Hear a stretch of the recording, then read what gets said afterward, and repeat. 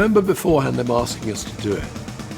And I can remember saying to Steve, tell them that we want an hour of darkness. That was our only prerequisite. We got our hour of darkness and half an hour of rain, and it was wet. Torrential. There was huge winds, slashing rain coming straight onto us. I must have been using a radio mic on the guitar at that time because it would have been too dangerous. I remember thinking, you know, you've got to, you can hide from this rain or you've got to embrace it. There's only one thing to do, is get out there and enjoy it.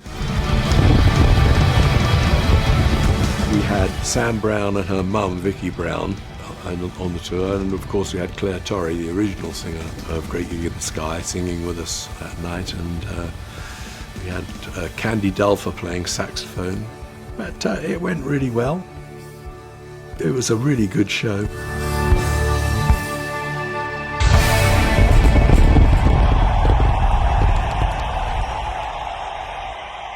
I do remember the word coming up, gig in Venice, do a gig in Venice, do a gig in Venice. And you're going to go, absolutely, of course. We want to do a gig in Venice. Where do we do this gig in Venice? Well, out on the water, of course, facing St. Mark's Square. Yeah, what do we play on? Well, there's a floating barge platform in Norway that is, you know, 150 yards long and 100 yards wide, and we can tow it from Norway to Venice.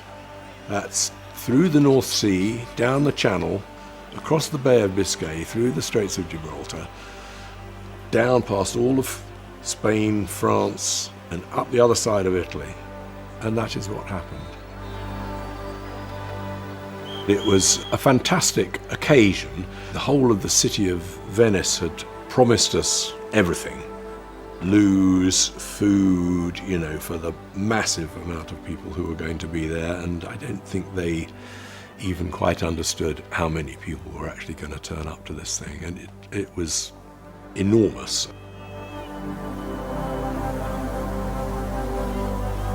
And of course it was a live broadcast to the world, and I just remember having a digital timer clock on my gear somewhere that the cameras couldn't see, timing down from the beginning of the show to the end of the show, and I had a list of timings for each song, when each song had to end. Not only was I having to sing and play and do all this, I was also having to direct the band to finish songs much earlier to try and make it fit into a nice round hour, because we frankly weren't used to doing an hour, we're used to doing 2.5 hours. So trying to concentrate on singing and playing while keeping an eye on the clock and see, am I going on too long on this solo? Well, obviously yes, because I always do. But so that's my sort of abiding memory of it, was looking at this little red digital clock ticking down, thinking, oh, gotta get this one finished, and start the next one.